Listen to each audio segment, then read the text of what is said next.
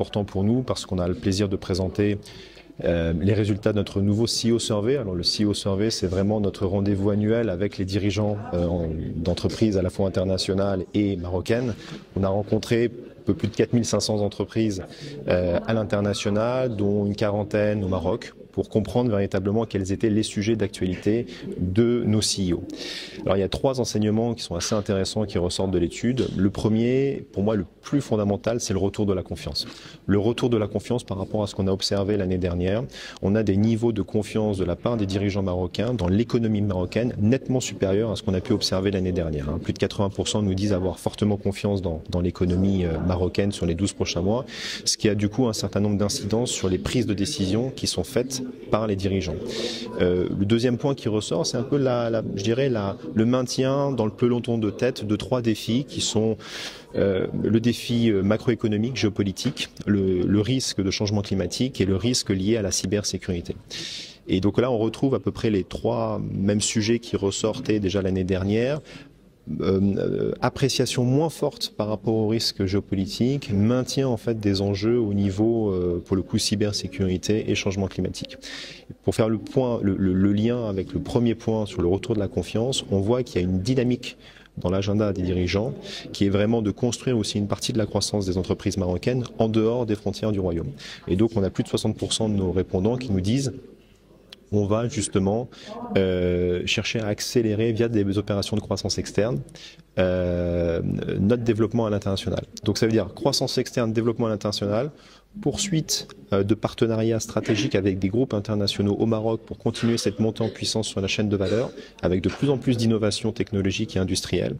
Donc on est sur une perspective qui est, on va dire que la copie est plutôt positive, plutôt réjouissante. Maintenant, ça va être la question de concrétiser et de convertir l'essai qu'on va pouvoir observer au cours des prochains mois. Je pense qu'en fait, depuis 2 ans, depuis 3 ans, on a non seulement appris à vivre avec les crises, mais on a appris à vivre avec la superposition des crises, en fait. Les crises n'apparaissent plus l'une après l'autre, elles apparaissent en même temps. On a quand même eu en même temps une crise financière, on a eu les perturbations qu'on connaît sur la crise liée au Covid, et la crise géopolitique avec les affrontements qu'on connaît. Et donc du coup, en fait, c'est une superposition des crises. Donc là, il y a 2 possibilités. Soit en fait, on ne fait plus rien en temps de crise et donc on va plus faire grand-chose. Soit on apprend à recomposer dans cet environnement qui est lui-même en recomposition. Et donc du coup, on essaye de dérouler l'agenda tant qu'on je dirais, on déroule l'agenda autant se faire que peut. Je pense qu'il y a le point de la croissance et de sa matérialisation dans le PIB est importante. Et puis il y a la question de la qualité de la croissance, de son contenu. Et donc je pense que là, on est clairement dans une phase où on mise sur un contenu encore plus qualitatif. Je parlais de montée en puissance dans la chaîne de valeur. Quand on voit les partenariats qui sont faits par un certain nombre d'entreprises fleurons de l'industrie marocaine avec des groupes internationaux dans des sujets de montée en puissance dans la chaîne de valeur, on n'achète pas juste des points de PIB en fait. On est en train de construire une très très belle histoire qui va se suivre justement de création d'emplois, qui va se suivre de rayonnement de la marque Maroc à l'international. Donc ça, de ce point de vue-là, indépendamment de l'impact qui va être positif sur la croissance du pays, on a un impact très positif qu'on est en train de construire sur la qualité de cette croissance et sa capacité à se reproduire d'une année sur l'autre via les fondamentaux qui sont en train d'être posés par nos dirigeants. L'intelligence artificielle, comme vous le savez, elle s'applique aujourd'hui de par le monde et ce que nous voyons sur l'ensemble des secteurs d'activité. Donc très clairement, l'intelligence artificielle va pouvoir toucher déjà toutes les fonctions de l'entreprise, que ce soit les fonctions finance ou les fonctions industrielles ou les fonctions commerciales, marketing. Donc déjà, l'ensemble des fonctions de l'entreprise sont concernées ou vont être de plus en plus, relations clients aussi, concernées. Maintenant, quels vont être les secteurs les premiers concernés, j'ai envie de dire, tous les secteurs seront impactés parce que cela dépend aussi dans quelle mesure est-ce qu'ils sont connectés avec les besoins du client, avec les besoins d'autres marchés internationaux dont on a évoqué tout à l'heure. Et donc forcément, dès que vous êtes, comme on est déjà depuis un certain nombre d'années dans la globalisation, dès que vous êtes interconnecté avec d'autres marchés, qu'ils soient nationaux ou internationaux. Et si ces marchés-là évoluent, forcément, c'est un jeu de domino.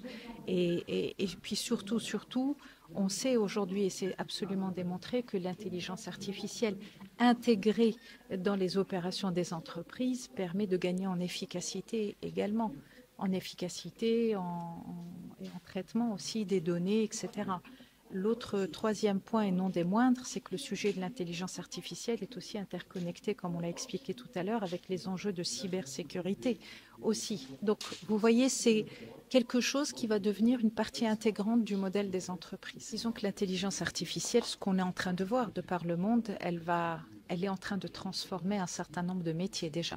Donc, ça veut dire qu'il y a un vrai besoin de la part des entreprises et de nos entreprises marocaines, dès lors qu'elles sont conscientes de l'intégration de l'intelligence artificielle dans leurs opérations, de devoir upskiller, ce qu'on dit upskiller leurs collaborateurs pour qu'ils ne soient pas dépassés justement et pour limiter la destruction d'emplois.